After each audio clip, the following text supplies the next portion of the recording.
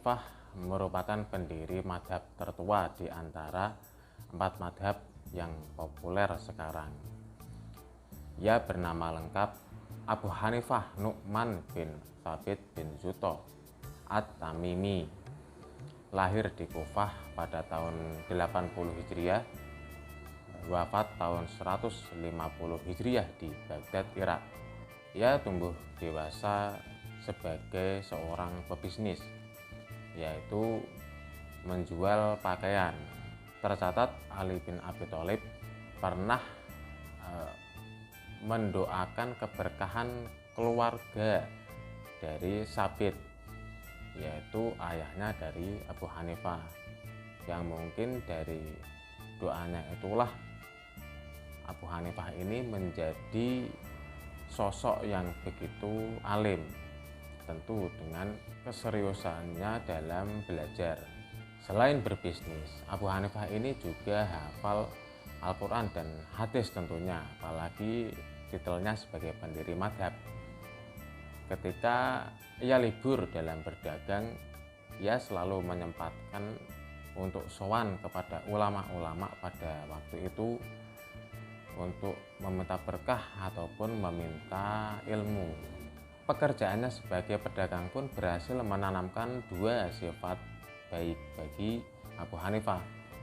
Yang pertama, Abu Hanifah ini tidak dekat dengan penguasa. Yang kedua, Abu Hanifah tidak minat pada jabatan. Ilmu fikihnya banyak ia dapatkan atau banyak bersumber dari keempat sahabat, yaitu sahabat Umar bin Khattab, kemudian Ibnu Abbas, kemudian Ibnu Mas'ud, dan juga Sayyidina Ali. Dari keempat sahabat itulah Abu Hanifah ini menjadi seorang yang ahli fikih atau ahli fikih.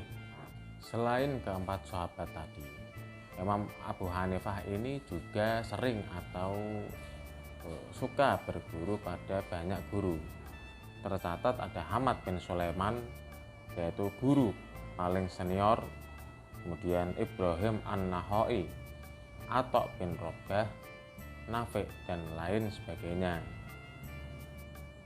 Sementara murid-murid beliau seperti Abu Yusuf, kemudian Muhammad bin Hasan Asy-Syaibani, Zufar bin Huzail, Hasan bin Zaid, dan lain sebagainya, beliau ini dalam mengajari murid atau santri-santrinya seperti temannya sendiri, yaitu ada beberapa metode yang digunakan oleh Imam Abu Hanifah ini, seperti metode penyampaian ataupun diskusi ataupun dialog sesekali tanya jawab.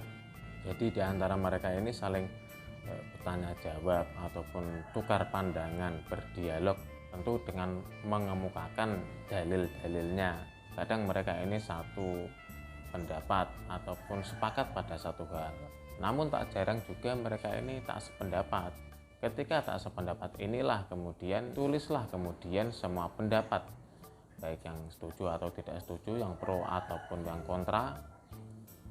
Setelah ditulis, jadilah atau berdirilah madhab Hanafi ini dalam istimbat hukum ataupun pengambilan hukum.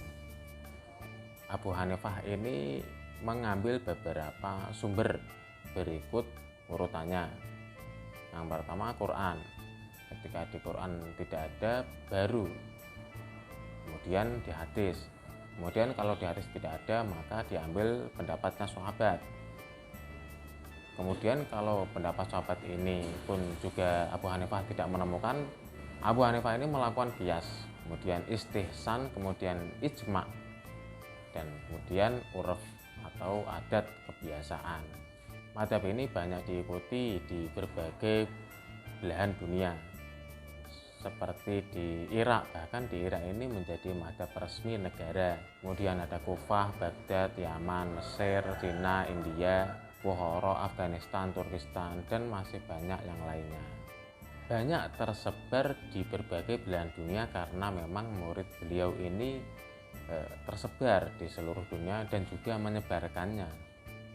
Bahkan madhab Abu Hanifah ini menjadi madhab resmi dinasti Abbasiyah selama kurang lebih 5 abad.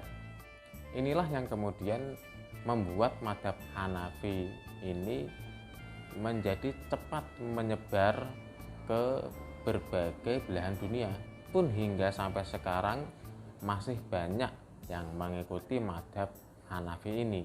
Madhab ini menjadi salah satu madhab yang paling banyak diikuti di seluruh dunia.